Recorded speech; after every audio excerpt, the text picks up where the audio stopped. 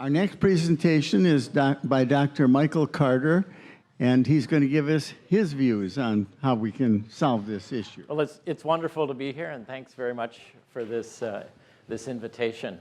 So Tim sort of was asking a little bit about where you were from, so I'm going to do an equivalent sort of icebreaker, but I think I know what's going to happen. So how many of you ever took an economics course? How many of you liked it? Oh, the few fans stayed up. This is a great audience. So being an economist, I want to get you on my side initially, right? So being an economist by profession is really difficult. You go to a party, right? And you go, I'm an economist. And one of two things either happen. Either someone doesn't actually know what economics are and they say, oh, help me with my stock portfolio. And when that happens, then I suddenly have to go to the toilet and I disappear. Or they actually do know something about economics and they say, oh, an economist. Oh, I have to go to the toilet. So you end up in a world of bladder problems, and it's just not good for relationship building in general. So anyway, in all seriousness, I'm going to talk to you about global food security in the face of climate change. And I'm going to talk about it in a rather different way. So I'm at the University of California, Davis, after many years at the mighty Badger University of Wisconsin, but I decided I didn't have to be cold all the time. So when Davis asked me to come out, I said, sure, that sounds okay. But UC Davis put up a big billboard about a year and a half ago on Interstate 80 and talking about the global food challenge. And it said, table for 9 billion, comma, please. and sort of raising this issue, we at UC Davis will solve the problem. I want to talk about it in a different way. That billboard was talking about what you might call global food security in the large, thinking about aggregate food supply. And those are really important questions, but I'm not going to talk about them. What I want to talk about is food security in the small. So I've put a quote here from one of my culture heroes, a Nobel Prize-winning economist named Amartya Sen. And he said that hunger is the characteristic of some people not having enough food to eat. It is not the characteristic of there not being enough food to eat. And we actually already had some discussion about this. So this is really where I want to focus on with you. So again, as I say, there's no doubt that, that there is a challenge of food production with that kind of population projections of 2050 of 9 billion people by 2050. The sort of Malthusian idea that was shared with us is let's not worry, we could say let's not worry about it. If there's not enough food, the population will settle down at 6.5 billion. Doesn't sound all that pleasant either. And it has been mentioned the challenge of global climate change is obviously also intermingled in there. Now what I would like to think about, let's see, some weird things have happened to my slides when they got turned into. I hadn't noticed that. In any event, so climate change is a challenge in the large, but it's also a challenge in the small. So I'm going to focus in on a small place, a relatively small place. I'm going to talk about an economic livelihood system that is the way about 40 to 50 million people in the world live. So that's rough. What's the population of California now? Sort of in that ballpark, right? Yeah. So think of it as sort of a California-sized system. So it's not small, okay? But these are people who live in climate change-affected regions, and these are often regions where we see the most severe poverty in the world, okay? And it's concentrated spatially, parts of East Africa, parts of West Africa, and that's what I want to talk to you about. So my main message is basically this.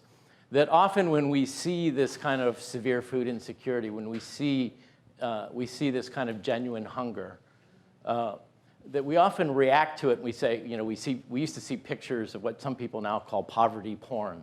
You'd see pictures of some little bloated baby and this is a way to raise money. We often react to that quite understandably with food aid. We say, well, people need food, and that's correct, okay? So that's often the way it's been approached. But in the sense, we're treating the symptoms, right? And part of what I want to think about is that we need, and this is, again, consistent with some of the earlier messages, but on a different focal point, we need to actually understand the causes. And in particular, I want to talk to you about the the vulnerability that often underlies that kind of severe food insecurity. And I want to also argue that if we can address that vulnerability, then we can make a real difference. And as an economist, I'll also try to argue that addressing that vulnerability, if we're interested in resolving food security problems, addressing that kind of vulnerability can actually be smart economics or good economics. Okay, so we'll sort of run with that. Let me see what this next slide looks like. I guess it's going to be okay. Some of the can you switch? Because it's sort of bothering me because it doesn't look like what it's supposed to, and the bullet points aren't where they are, and it's just my little mental clues. It's correct in the handout. Is it correct in the handout? Okay. Whoops. So I'll sing a little song here for just a second. So what the next slide says is I want to talk to you about, I want to sort of make share four basic points with you tonight. Okay, it looks like it's about to magically appear, or maybe not. If it's there we go. Okay, so this makes me feel a little better. So the first thing I want to talk to you about is that some of the negative consequences of food security are not a result just of average levels of nutrition and consumption being low, but also fluctuations in those levels. And that's part of the vulnerability. And then I want to share to you some ideas, some innovations, if you will, about what we might do to reduce some of those fluctuations and to stabilize food security. Particularly, we're going to focus on the pastoralist regions of East Africa, but these ideas can be used elsewhere, and what that might be. And then I want to suggest that these kinds of innovative instruments can actually be used in a little more holistic way as part of a three-pronged strategy to reduce food insecurity. And then finally, I'm basically going to want to stress, I'll share some results from some formal modeling of these systems. And I want to share some results with you about stress testing these ideas with climate change scenarios. Okay? And as I say here, just to let you know sort of where we're going. So I'm saying, look, there's some things we can do. There's some technologies we can employ that may help us with some of the vulnerability issues which make food insecurity such a bad problem and prolonged poverty such a bad problem. What we're going to see in the stress testing is that under sort of intermediate climate change scenarios, this vulnerability issue becomes more important, and the importance of addressing vulnerability, the relative gains of doing so become even larger. But at some point, if you push out to the more pessimistic scenarios that are out there right now, and I'll share with you some microclimate, some downscale climate change projections. Basically, at some point, this isn't going to work. Okay, so I want to be clear that I think vulnerability matters. I think it matters more as climate change gets worse. But the kind of instruments, the financial kinds of instruments we're going to largely talk about are not a panacea. And they sort of they themselves run out of gas under the more pessimistic climate change scenarios that are out there. So I think we need to keep that in mind. So let's jump right in. So first point I want to make then is to think a little bit about food insecurity. So I'm going to draw on some older research that was done in Zimbabwe. But it's just a very unique kind of study. It was a very nosy study. So it was actually a decade-long study where they followed people in rural parts of Zimbabwe. These are just the names of some communities. These are rainfall levels across these different cropping years. And if you look at the year 94, 95, you can see this is percent of normal. You can see this was a pretty bad year. And these were households, if you look at the sort of typical years around them, they were getting about probably 2/3, 70% of their income from agriculture. And so in that drought year, agricultural income dropped to about 20%, 30% of its normal level. Okay, so this is why Tim is not a farmer, right? These people may have done exactly everything right, but their income wasn't 5,000 to 6,000 Zimbabwean dollars for the family. It was under 2,000, right? So that was a really severe drought. So this very nosy survey happened to be measuring and weighing everybody in these families as they went across time. And the study continued on for a number of years after that, okay? So we have the opportunity to sort of look at what happened to these families who suffered a severe crisis in the down year, okay? And we can come back 4 years later and see what happened. So I'm going to put a couple of questions to you. So we're going to be able, so one way, I don't know, does everybody know their BMI, their body mass index? I'd like to say I'm a perfect 10, although perfect 10 would be rather emaciated. I think let me not go on any further on my adult body mass index. But that's one way. It's basically, it's a relationship between your weight and your height. And it can be used in different ways, clinically and otherwise, to look at your nutritional status. So let me ask you so we've just seen this very severe drought event. And suppose we came back in a year, which this study did. What do you think happened to adult body mass on average across this? Okay, you think it went down. What about adult female body mass? Went down. Which one do you think went down more? Women. Yeah, okay, so you might think women. And what about the growth of children? So this study also measured child height and was sort of following child growth. Okay, and what about 4 years later? What do you think might have happened to the kids when you came back and looked at them 4 years after the drought? Any ideas? I'd like to think they resumed normal growth. Yeah. So we'd like to hope there was compensatory growth. Okay. So let's get the answers to the question. So adult male, in the year of the drought and this severe food insecurity, adult male body mass fell by a couple of percentage points. And in fact, it recovered very quickly. So when the subsequent survey year came along, men were back where they were pre-drought event. If you look at women's body mass fell by about 10 to 15 percentage points. Okay, so substantially larger than for men. So I like to think a lot about intra-household allocation decisions, but probably that may not surprise many of you. But the women did actually recover, but they recovered more slowly. They fell further.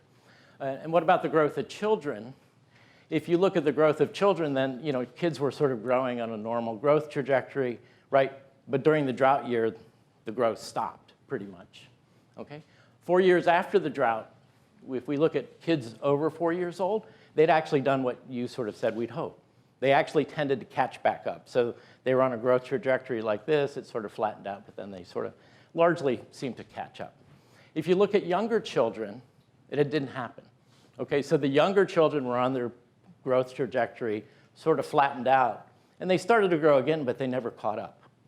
Okay? Now, we're talking, yeah. What was your average number of children per house? In this, it's about 5 or 6 kids. It's a lot of kids. But so when I remember once I was looking at I do a lot of research in South Africa, and I was making a presentation to some fancy government people once, and we were using child growth status to look at the impacts of certain kinds of government programs. And finally, someone from the Treasury said, "You Americans, you know Shaquille O'Neal, you think about basketball, all you want are tall people. In South Africa, we play soccer. We don't care. It doesn't help that much to be that tall. Why are you fixated on height?" Now, the reason we're fixated on height, of course, is that your physical stature, especially at a young age, is actually a pretty good indicator of what's going on with mental development. So I just sat on a lecture recently by a real scientist as opposed to an economist who was sort of telling us at what age do a lot of your brain tissue connectivity form. It turns out a lot of that happens in the first 1,000 days, so to speak, right? It's 18 to 30 some months. And if you are malnourished in that, not only will you be stunted physically, okay, but that also translates into lesser brain development, which can never be replaced. And so when we look at what happens for younger children losing growth, but then never catching up, that's just an outward manifestation of lost human capacity. So these are younger children who bleed. Because the breastfeeding baby probably should have been somewhat protected. Yeah, and that I don't know in this study. So, but is that generally true? But if the mother's diet is stressed, I don't know what happens to the quality of breast milk. But Stress is stress. yeah. As long as she has enough fluid, her body will take from her own body. Yeah, but if she's lost 15% of her body mass, of I don't know the biology of that. So, okay. In any event, so these are average effects within this community and sort of what happened over time. if you take this sample and you break it up into the poorer and the less poor people in this community, if you look at the poorer half, these impacts are actually roughly twice as big. Okay, so women in poorer households, and maybe this gets to the breastfeeding question, they didn't lose 15% of body mass, they lost closer to 30. And children had much more severe things going on. So there's some heterogeneity even within a community, right? Better off people, if the poorer people were above the average, obviously the richer people were below the average, and we're experiencing those kinds of things. So let's now, so with that as a little background and suggesting that, I don't know anybody who's ever been able to put the numbers together, but my sense is that if you think about malnutrition, it's one thing to think about what are the negative consequences of people who have a poor diet, but we also know that at least some of the negative consequences happen for people whose diet is maybe kind of okay, but if you're living in a world that goes like this, especially for younger children, those downturns that might happen if you're a farmer in a poor economy, those downturns that happen every 3, 4, 5, 6 years can actually have severe long-term consequences. So part of dealing with food insecurity is not only dealing with the average level of nutrition, it's also thinking about instruments for families that are exposed to a lot of climatic fluctuations or income drops. It's dealing with that. Okay. So now I want to move us into the pastoralist population. So we're going to move north from Zimbabwe. And this is some work that comes from the pastoralist populations in northern Kenya and southern Ethiopia. And we're going to stay fixed on a little bit. Now this is kind of a fancy, it's called an asset recursion diagram. And all it's trying to tell us is taking real data, we're just sort of looking at what happens to people, sort of if they have a certain wealth level, let's just call it a wealth level, it's actually their productive assets, their herd size this year, and we look at next year. And so we have a whole bunch of data over time, and we can kind of see where people end up, okay? And what this diagram is saying is that if your herd size falls below a sort of a critical point, then over the long term, you tend to fall backwards towards zero, okay? And if you're above that critical point, okay, then you tend to move forward to a stronger standard of living. Okay, so this is an example of what you might call bifurcated asset dynamics, or it's a dynamic system with a tipping point. Okay, so here's the tipping point. If you're on this side of it, you go that way, and if you're on this side of it, you go this way. Okay, so this is the reality that this is just the data. This is just what the data sort of tell us is going on in this economy. Now, what I want you to do, if this isn't too abstract a way to think about yourself, is suppose you're a family and you're just past the tipping point, okay? And a drought comes along. So you're not the poorest person in the community, right? But you're pretty close to that tipping point. And the drought comes along and you have some assets. So in economics, we say, well, people, when their income falls, they do what's called consumption smoothing, which means you sell some of your stuff so that you can keep eating, because people don't like to be hungry. Now, the question is, if you were a person right here and you had an income shock of the sort we just saw, would you be willing to sell off some of your assets or not? If you had this vague understanding that this is the system that you live in, what do you think? Would you sell off your assets, or would you hold on to what you had? What happens if what's that? If you want to eat. Okay, so if you want to eat, you sell some stuff and you end up there. So you eat, and that's good, right? And your kids maybe don't have the collapse we just saw. But what happens to you in the future in all probability? You keep going backwards. No reserves. There's no reserves, right? And so you've pushed yourself past the tipping point, okay? So if you put this kind of consideration into an economic model, and I'll share with you results from that kind of economic model, it turns out that this is a really tough choice, because you're saying, if I sell stuff now, I can eat now, and I can avoid some long-term consequences. But if I do sell some, I can avoid long-term consequences of malnutrition for my children. But if I sell some stuff to avoid the malnutrition consequences, then we're going down to the sink anyway. Okay, so it's sort of like pick your poison. Okay, Now, this is one reason I want to stress that vulnerability is really important. Okay, so people back here are dirt poor.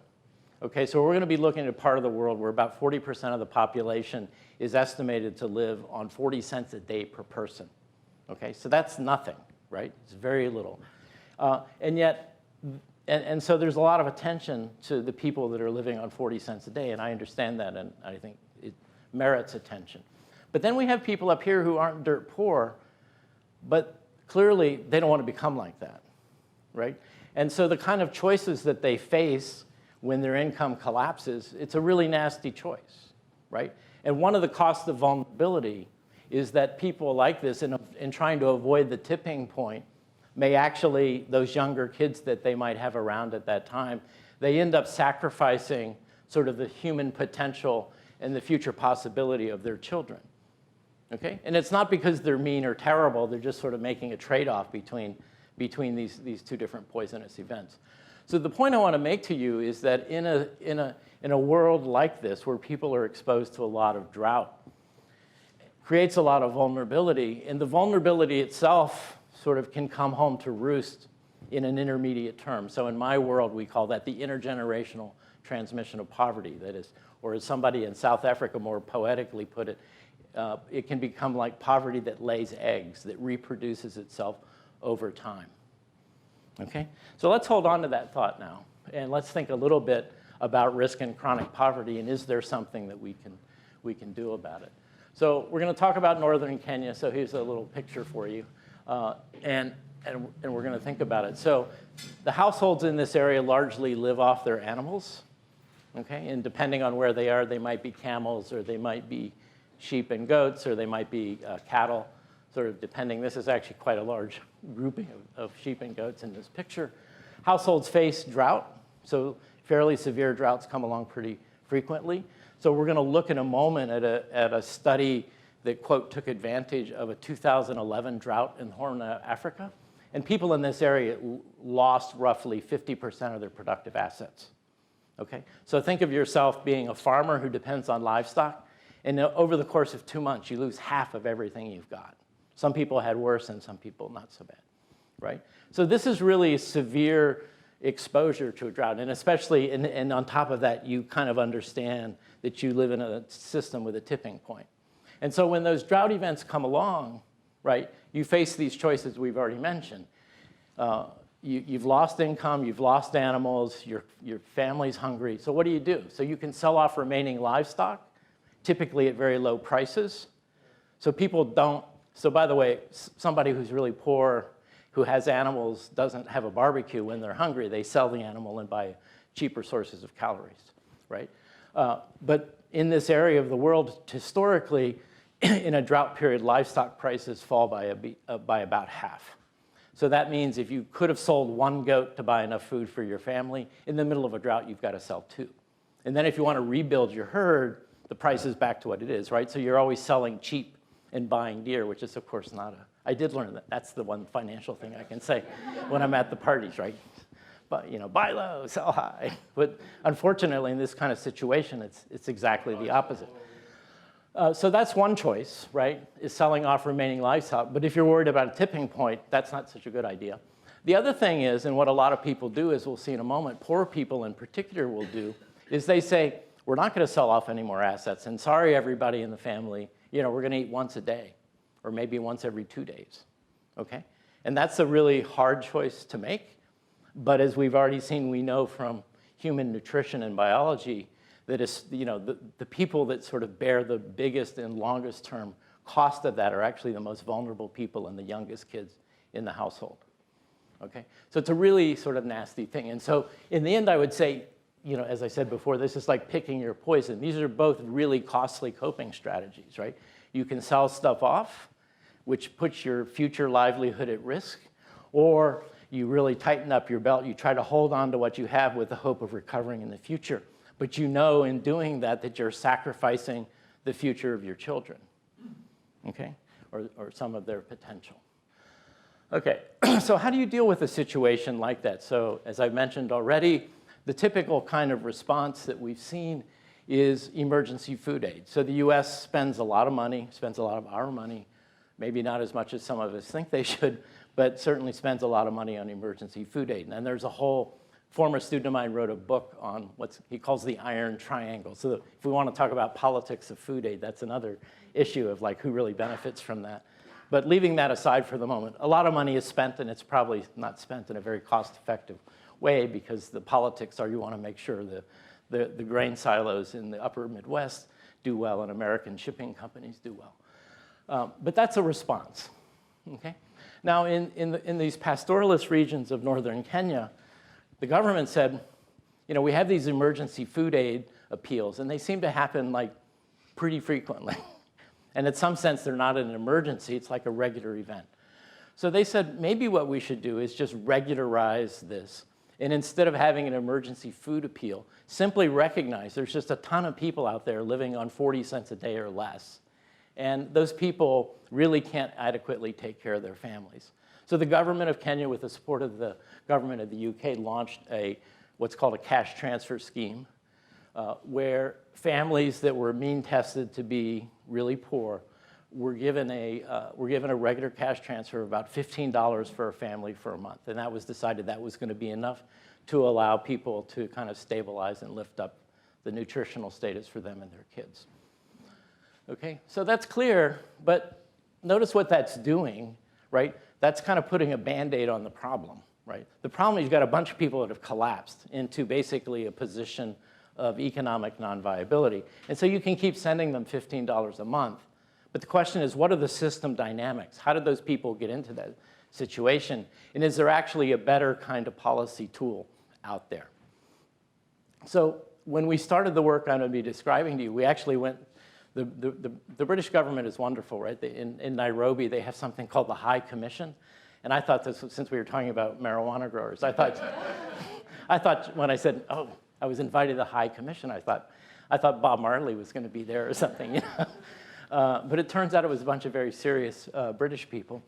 But we basically said to them, we said, if you're willing to pay $15 a month to a family who's collapsed into indigence, would you pay $10, $15 a year to keep a family from collapsing into that position, right?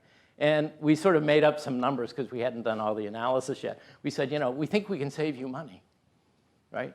Because if you just let the system dynamics play out and you're on the hook for $15 a month for everybody that collapses into this situation, and if the system dynamics are sort of pushing more people down there, it might actually be more cost effective to try to keep people from falling into that situation rather than letting them fall into it, and then you're on the hook for a long, long time. So that was the argument we made to do it. And then, of course, they said, okay, you guys think you're so smart. How are you going to do it? And we said, well, let's find out. So what did we do? So let me jump over this. So to this. And so what we launched was what's called IBLI, Index-Based Livestock Insurance. So everybody knows what insurance is. I actually now know a whole lot more about insurance than I ever wanted to, not only because of this research, but also because a house burned down in Sonoma County last year. So, but that's okay. I had plenty of insurance. It's just lots of fights with the insurance industry. But you know, my house insurance is one in which, you know, they came out and inspected the property and they said, yeah, it's all burned down. Nothing there. So, but you know, that's conventional insurance. It's, you know, it's called loss-adjusted insurance. So they come out, they try to calculate, you know, the value of what you lost, and then they try to cheat you out of some of the value. And I'm married to a lawyer, so I wasn't really worried, but I was a little bit worried. So we sort of fought them. Now, the problem is, for really poor people, you can't cost-effectively do that kind of insurance. So I had a project in the highlands of Ecuador. And the Ecuadorian government was trying to do conventional loss-adjusted insurance for small-scale farmers, because they said farmers are under-investing in their crops because of risk. They could do more with green revolution technologies if we just pulled some risk out of the system so that they could safely invest more. And so they set up this highly subsidized kind of crazy scheme. And I got up one morning at 4 a.m. in Quito and went with the agronomist who was the crop adjuster. And we drove around all day. We went way the hell up to nowhere. These tiny little potato fields, you know, like 4 times the size of this room. And in the course of the day, we managed to do 3 farmers. okay, who had claimed losses. The agronomist went around, he talked to the farmers, he sort of used his power of being able to speak Spanish better than they could, and he was taller than they were, he was whiter than they were, sort of all sorts of class and ethnicity sort of comes into loss adjustment, as I've learned with State Farm. But in any event, at the end of the day, I said to him, what's it cost you to visit each of these farmers? And you have to write reports and take pictures. And he said, oh, it probably costs like $400 per farmer. And I said, what's their annual insurance premium? He said, $70. And so it takes like 5 or 6 years of insurance premium just to pay the cost of investigating once, much less paying off the cost of the loss, right? And I said, the company doesn't make money on this, do they? He said, oh, no, of course not. We just do it to score brownie points for the government. Okay, but so the underlying point here is conventional kinds of insurance are not going to work with low-wealth people because the premium they pay are not enough to pay the fixed cost of investigating a loss. You just can't do it. So what index insurance is the idea, can you find an index which is really easy to measure, which is sort of highly correlated or related to the losses that individuals experience? Okay, so what you have here are images that come from a satellite called the MODIS satellites that are put up by NASA. So they fly overhead everywhere on Earth about once every 3 days, so you can always wave, and you might be captured there. And they do various kinds of measurements. And one of the measurements they do is used to generate an index called NDVI, which is basically a spectrometer which is giving you the measurement of the green reflectance of the Earth. Okay, so this is northern Kenya. This is sort of a normal year during May. So Kenya has a rainfall pattern where the heaviest rains are typically in February, March, April, and then there's a second rainy season later on. So here's a year, here's how this area sort of had greened up in a normal year, and then here's a drought year. And if you come up here and look really closely, you can see pixels. So the pixels that we work on now, each pixel, so we get a different reading, the little mosaic here, each little mosaic is about 250 meters by 250 meters. And actually, I'm working with data now that's 3 meters by 3 meters, which is crazy, right? I mean, but the technology is advancing really, really quickly in remote sensing. So what we did in this first effort, we said, well, we can use this greenness. If we get data on livestock mortality losses, which we had from earlier long-suffering graduate students, we can actually calibrate a model of livestock losses based on various statistical normalizations of this greenness. Okay, and that's what we wrote an insurance contract. We got an insurance company to sell it, an international reinsurance to kind of underwrite the whole thing.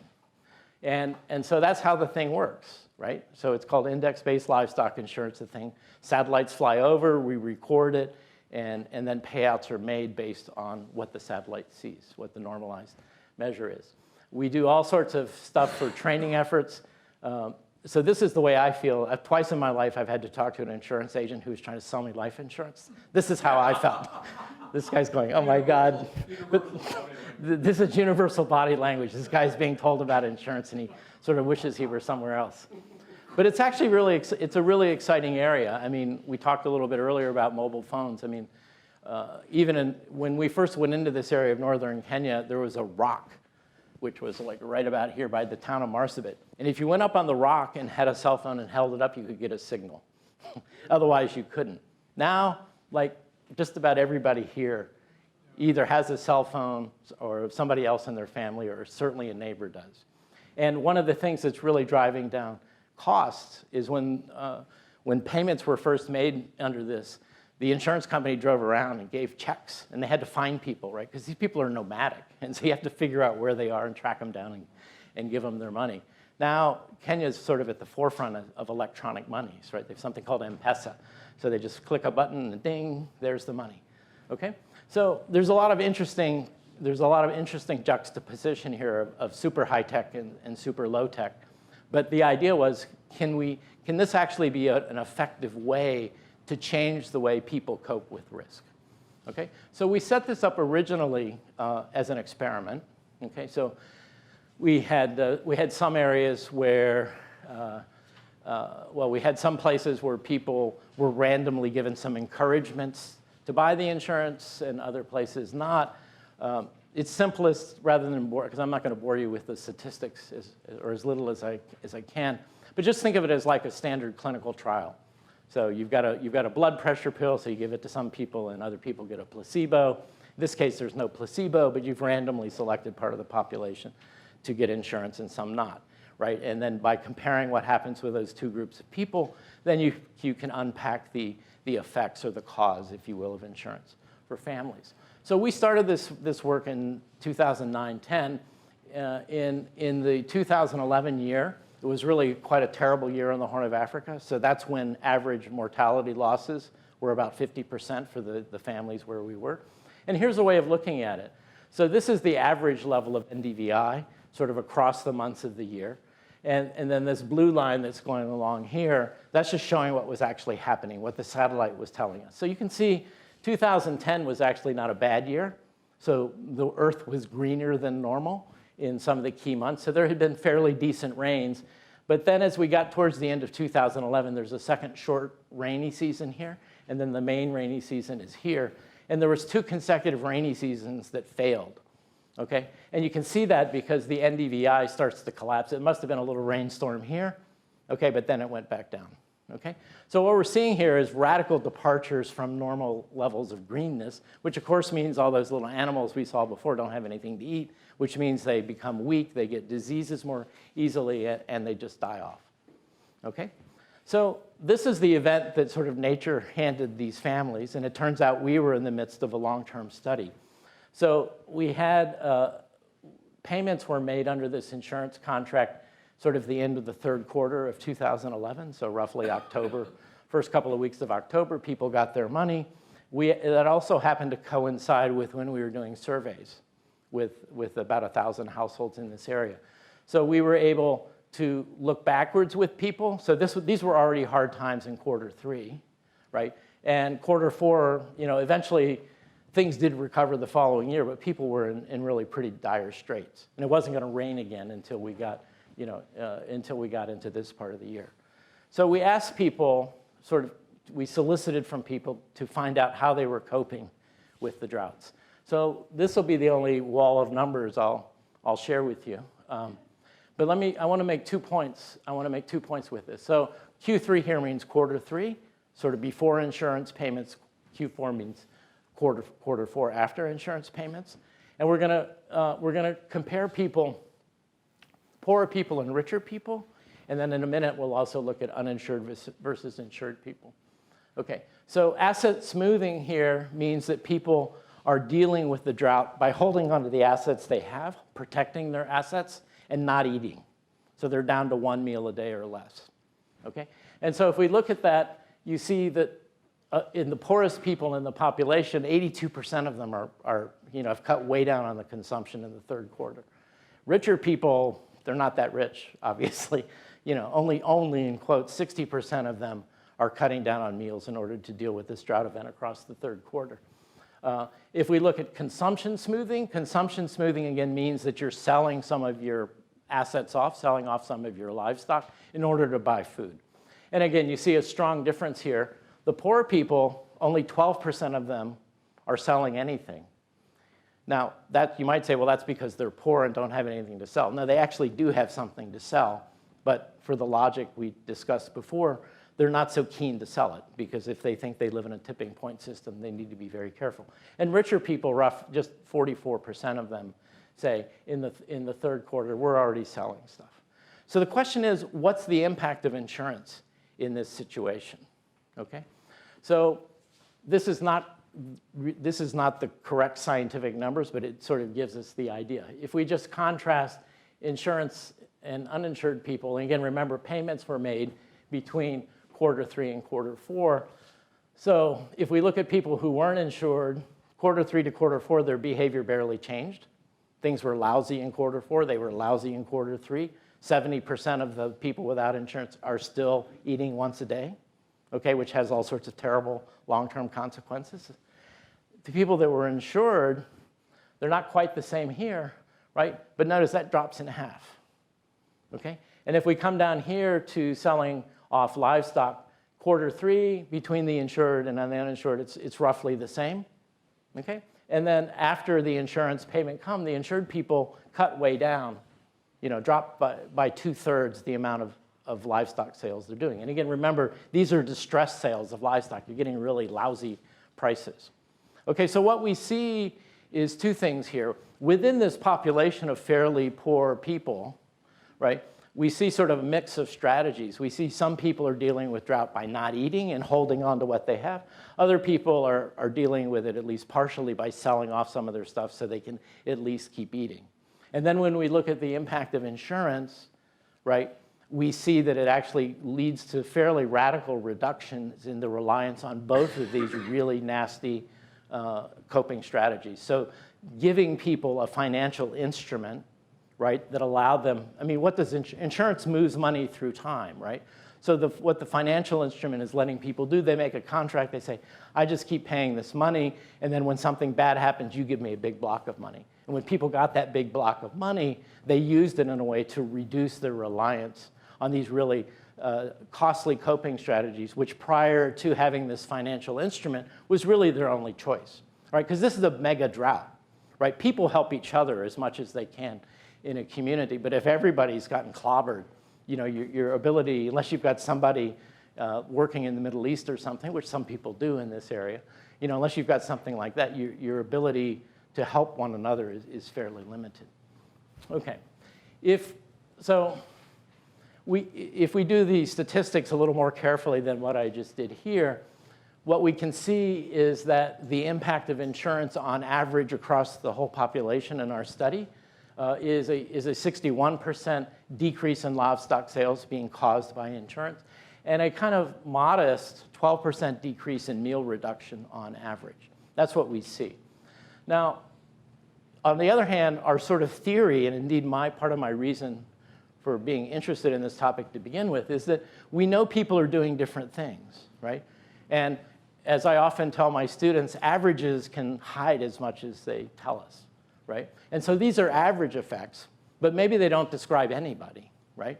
Because if there's two subsets of people, one is doing one thing and another is doing another thing, you can get the average, right? But it doesn't tell you what anybody's doing, right? So we do a bunch of fancy statistics, which I won't bore you with, but that's why they pay us the big bucks, I guess. And what we find is that there's actually a critical threshold, and people above sort of a critical threshold level of wealth, if we look at them, they almost completely eliminate their reliance on asset sales, and they rely on the insurance money. And that's really good for them as families, right? Because they're not selling stuff cheap that they're going to have to buy back dear in the future. But these households, insurance has no impact on cutting meals because these households aren't cutting meals, right? These are households who have enough wealth that they were selling things off, which was costly to them in a fairly major way financially, but they weren't so desperate or they weren't so up against a critical threshold that that was their best thing to do. If we look at the rest of the people, it turns out that having insurance doesn't cause them to sell less livestock because they weren't selling livestock in the first place. They were doing everything they could to hold on to the few resources they had left. But it reduces somewhere between, depending on which estimate we use, somewhere between 30 and 50% cuts down on the amount of meal reduction. Okay? So within this, what we see is that if we ask ourselves, so the point I wanted to start with you, these kinds of severe fluctuations in this environment is a huge part of the persistence of poverty. And the question is, if we can pull some risk out of the system and give people financial instruments that all of us are probably able to take advantage of, if we can make those kinds of instruments available to them, what kind of impacts can we have? Okay? And what we see is a kind of story it's heterogeneous, it's variegated kind of story, but it's very consistent with what we might expect to see. Okay? So, so what's happened since? So the government of Kenya actually said, hey, that's kind of interesting. Okay? We've been paying $15 a month when people become really poor, but maybe what we should do is invest in some of these financial instruments, and they actually subsidize them for certain classes of people. And so they now have a program called CLIP, which stands for Kenya Livestock Insurance Program.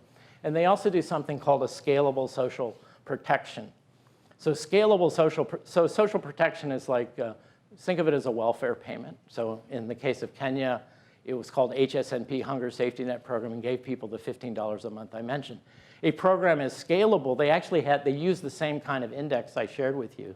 They adapted it a little bit, same basic index. And when that ground goes brown, according to the satellite, then they actually scale up the payments that go to the poorest people, because they say these people are in really, really bad shape. And then they also expand the coverage. Okay, so most of their social welfare programs are in that area, are targeted at the poorest 25% of the population. And then when things are really tough, when the index says make insurance payments, they also say, the government says, we'll extend social welfare payments to the people who are in the next 25%. Okay? And that's their way of saying we need to help, because those are the people who are probably going to be not feeding their kids because they're trying to hold off so they don't fall into the poorest 25%. Okay? So these ideas have been picked up, which I think is really a super interesting idea, because when we first told people about this, they said, you're crazy. You know, they had correctly, you know, they had this picture in mind. I mean, the average age of education in this population is under 1 year. And the farmers aren't quite as old as 59, although they are aging. And so people didn't think this would work. So looking at the time, let me just try to wrap up. What I wanted to do with this was to say to you, okay, we have some things that work. We know that vulnerability is a big part of chronic food insecurity. It's part of what makes it so costly. It's part of what, you know, allows poverty to lay eggs and continue across the generations. And then the hard question for the economists, but I'd like to think it's a hard question for all of us, is what do you do with this? Okay? Governments don't have infinite amounts of money, right? So if the government of Kenya only has so much money to spend to try to help assist a population, or if the world, you know, if the US government only wants to spend so much money on food aid, what's the best way to take that budget and spend it? Okay? So in other words, if you have a limited budget, do you target it solely at the people who are most miserable?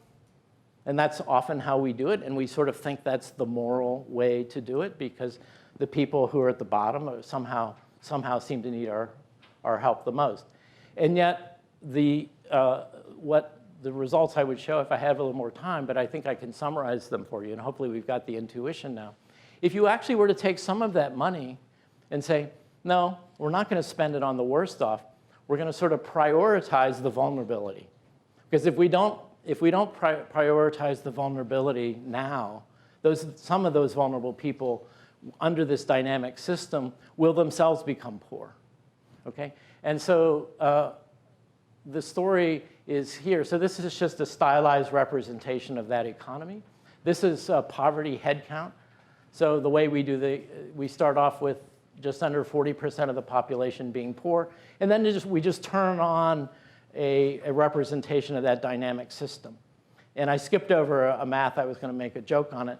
But the joke is we assume that people, despite only having 1 year of education, actually more or less know the math that you use to send a rocket to the moon. So they know how to do dynamic optimal control. So they actually solve it.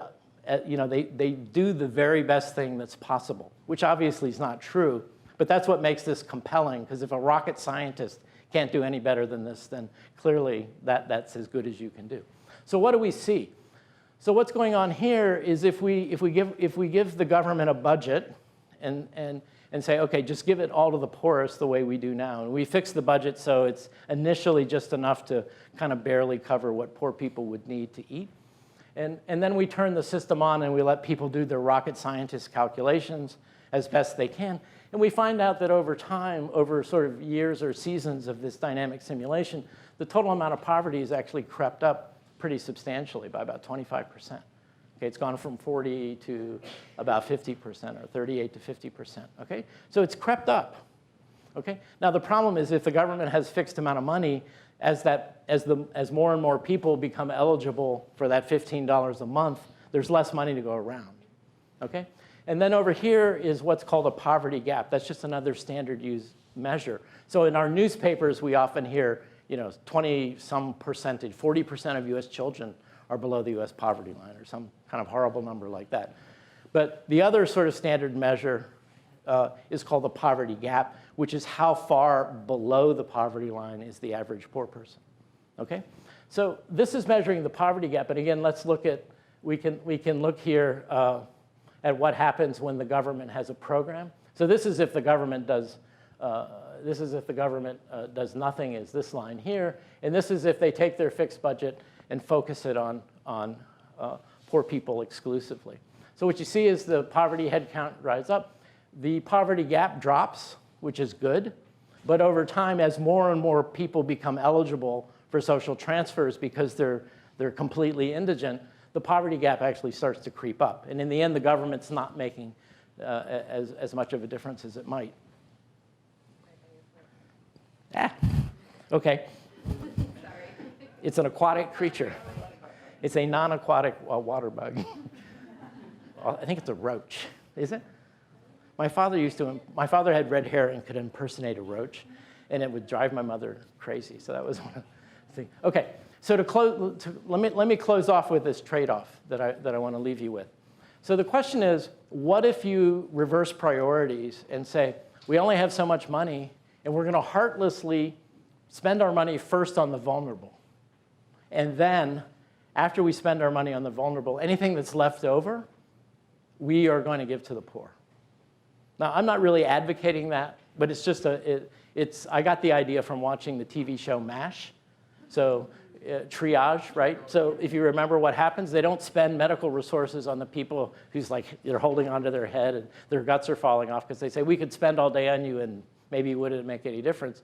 So triage is trying to allocate scarce medical resources for the people to whom it can do the most good. So we call this a triage policy, and I'm not morally recommending it, but I just want to make a point. And the point is, the triage policy is here represented by the dark line. Okay? So this is the poverty head count, and it's the same budget. So it's a budget neutral exercise. So what we see is by spending money first on making sure the vulnerable don't slip into poverty by maybe subsidizing insurance, and we have some more calculations of that sort, we drive the poverty rate down quite substantially compared to the standard way of doing business. And then the other thing that's super interesting here is if you ask yourself the following thought experiment. If you said, if I was going to be a poor person, which economy would I rather live in? The one where money is targeted to me with first priority as a poor person? Or the money where money is targeted to eliminating or reducing vulnerability? And so one way to answer that is by the size of the poverty gap. So if you look in the early years of the simulation, you can see the poverty gap is a couple of percentage points lower when the government prioritizes the poor people. But after about year 10 in the simulation, actually, if you were going to be a poor person in year 10 or beyond, you'd say, no, I actually want to be born into the world where the government has prioritized vulnerability, because then if I'm poor, my poverty gap is half of what it would be if the government had prioritized the needs of people like me only, right? So the point we'd like to make is right now is that what this is trying to show is there's an intertemporal trade-off, okay?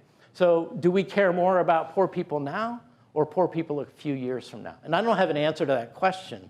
I'm just saying by not thinking about vulnerability, we are effectively trading off the well-being of some people today against the well-being of equally poor people in the future. And a lot of the work we've gone on to do, which I won't bother to talk about, is are there some other clever things you can do, budget neutral things you can do, basically, that would eliminate that trade-off? So the bottom, and I didn't get to talk about climate change at all, I'm really sorry. This is just what's going to happen in this part of the world, in the shitstorm, the shit's going to hit the fan, okay? And this is just saying that, targeting vulnerability, just think of it crudely, the difference between, think of it as the green line versus the red line, and this is the number of poor people, and this is as climate right now, climate maybe 20, 30 years, a little bit longer under different climate change scenarios. And what you can see in these intermediate climate scenarios, the returns in terms of poverty reduction of actually prioritizing reducing vulnerability get bigger and bigger and bigger, because vulnerability, in a sense, is becoming a larger and larger part of the story. Okay, but if time you get here, and this is, I'm not a climate scientist, this is representative particle concentration assumption 8.5 or something like that, right?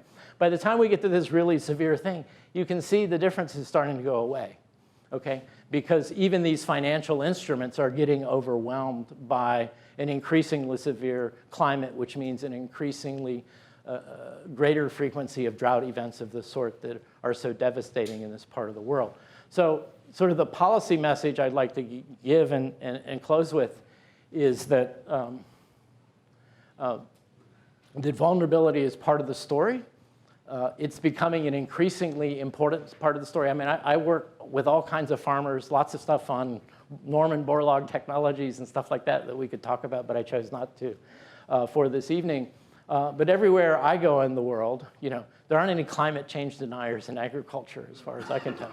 I mean, because everybody knows, I mean, I've been in every continent talking to farmers, right? Everybody knows this is not the way it used to be, right? And so given that reality, right, then this vulnerability story and doing something about it becomes more and more important. But again, as I've indicated, financial instruments can be a big help, but you know, they're not a long-term solution to some areas of the world simply becoming non-viable, which is sort of what's happening in that worst-case scenario. So anyway, I hope that gives you some ideas. We've got a major experiment in Kenya right now where we're actually putting these things together to actually test out this idea, right? So if we mix vulnerability with transfers and this and that, can we really change long-term poverty rates? So stay tuned. I think we passed out a few of the briefs from the research group I run, and one of them, I believe, just talks about that. Anyway, thank you very much.